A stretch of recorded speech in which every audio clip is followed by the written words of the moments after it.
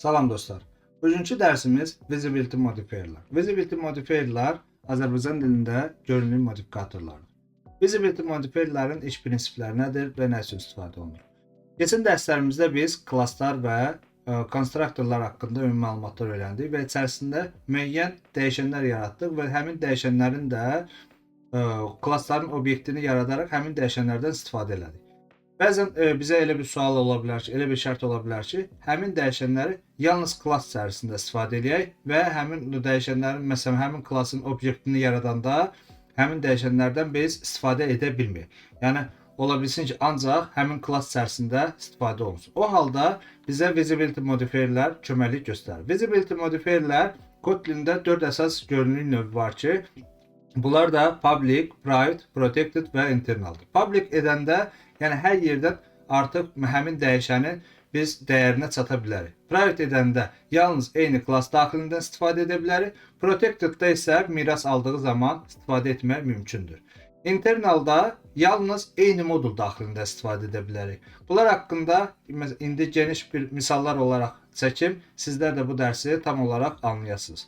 Public ilə bağlı, məsələn, biz hər hansı bir klass yaradaq, içərisində tutalım ki, car klassı yenə yaradırıq və içərisində müəyyən dəyişənlər yaradır. Var, məsələn, marka, string tipində olsun və tutalım ki, BMW.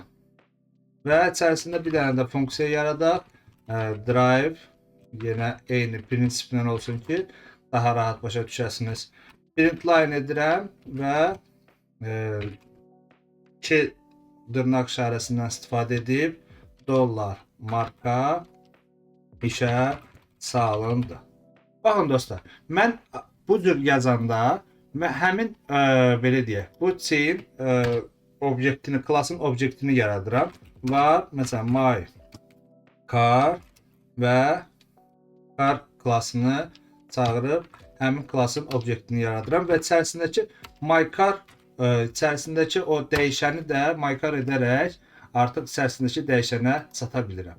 Və bunu da istədiyim vaxtı, məsələn, print line edim. Artıq buradakı mötərizəni bura ataq və buradakı bunu mən çapa versəm, mən artıq baxın biz oradakı dəyişənin dəyərini görmüş olacaq. Locate açaq və marka. Anlayaq. Baxın, artıq biz həmin dəyişənin dəyərini çata bilirik. Biz bu cür yazdıqda, dostlar, məsələn, artıq bu cür yazanda eyni bu public rolundadır. Mən burada public yazsam da, yazmasam da bu həmin bu dəyişən public rolundadır. Çünki Kotlin kodları daha qısa yazmaq üçün, daha qısa istifadə eləmək üçün ən çox istifadə olunan dillərdəndir. Yəni Kotlinin digər dillərdən də ən böyük xüsusiyyətlərindən biri odur ki, məsələn, proqramistlərin işini daha sadədir. Məsələn, mən bu şəkildə yazanda artıq bu bilir ki, bizim bu dəyişənimiz publicdədir. Yəni bunu bura yazsam da olar, yazmasam da olar. Baxın, gördüyünüz kimi bunun özü göstərir ki, buna ehtiyac yoxdur. Yəni eyni prinsipdir. Yəni bunu yazsaq da olar, yazmasaq da olar. Lakin digər, məsələn, biz artıq burada private'dan istifadə edəndə artıq burada klassların içərisində onu yazmaq məcburiyyətindəyik. Məsələn, mən artıq burada private yazsam, baxın, main activity'də baxın, private mən uca markaya çata bilmirəm. Markadan istifadə edə bilmirəm.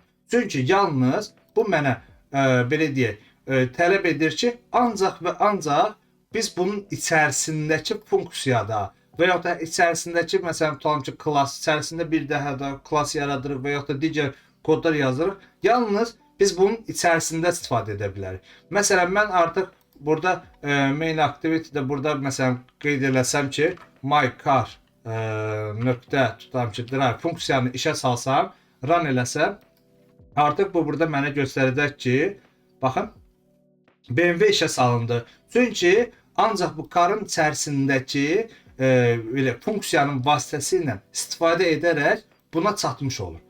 Burada isə mən artıq ona çata bilmirəm. Mən bunu burada run eləsəm, artıq mənim proqramım çökəcəkdir və error verəcəkdir. Yəni bunlara diqqət yetirmək lazımdır. Məsələn, biz hər hansı bir yerdə dəyişənin məsələn dəyərindən istəyirik ki, ancaq məsələn bizim klassımızın içərisində istifadə olunsun. Yəni başqa bir yerdə, başqa bir klassda, başqa bir kodlar içərisində həmin dəyişənimiz istifadə olunmasın. O halda biz private əmrindən istifadə etmiş oluruq. Digər belə deyək, bunun qaydasını da deyim. Bu qaydası da eyni bu formadadır. Private olan dəyişən və ya funksiya klassdan kənarda görünmür. Yəni hər hansı bir klassı da biz private eləsək, məsələn mən burada bunu private eləsəm, artıq main activity içərisində mənim bax gördüyünüz kimi həmin klassın obyektini yarada bilmirəm.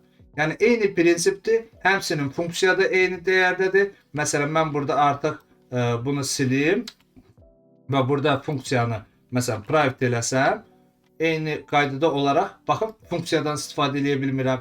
Yəni bizim bu modifiyerlər, yəni funksiyalarda, klasslarda, dəyişənlərdə mütəmadi olaraq istifadə olunur. Biz hər hansı bir funksiyanı, klassı, hər hansı bir digər bir kod blokunda və hər hansı bir digər səhifədə istifadə elə, məsələn istəmirik ki, istifadə olunsun, o halda bunlardan istifadə edirik. Bunu məsələn silirəm və dərsimizə davam yenə eləyirəm. Burada artıq bizim üçüncü olaraq protected var ki, protected harda istifadə olunur? Protected miras alınan klasslarda ancaq istifadə oluna bilər. Miras almaq nədir? Miras almaq, tutalım ki, mən burada məsələn tutalım ki, qeyd etmişəm protected və burada ikinci olaraq içərisində belə bir şey yaradıram. Tutalım ki, gəlin belə bir şey eləyək. Class tutalım ki machine və car klassından miras alsın və burada da içərisində artıq bunu. Baxın dostlar, mən bunu bu cür şəkildə eləyəndə göründüyü kimi mənə error verir. Mən bunu miras almaq üçün artıq bu klassımı açıq klass eləməliyəm.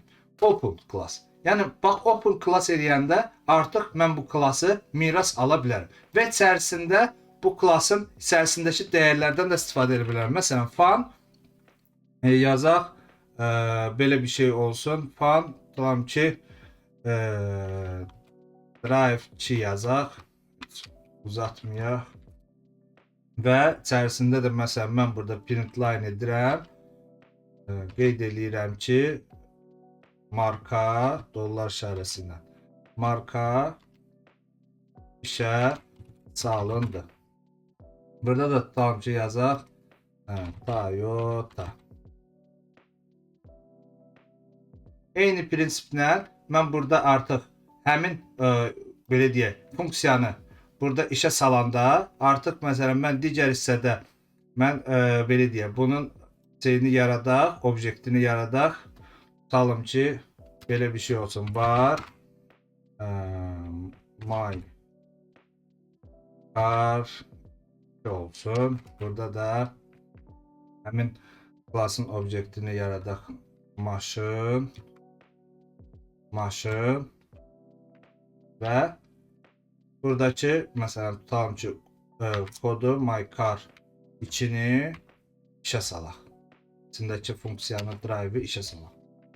Baxın dostlar, artıq mən bunu run eləyəndə burada mənə ekranda göstərəcək ki artıq Toyota işə salındı. Gördüyünüz kimi, yəni mən burada nə etdim?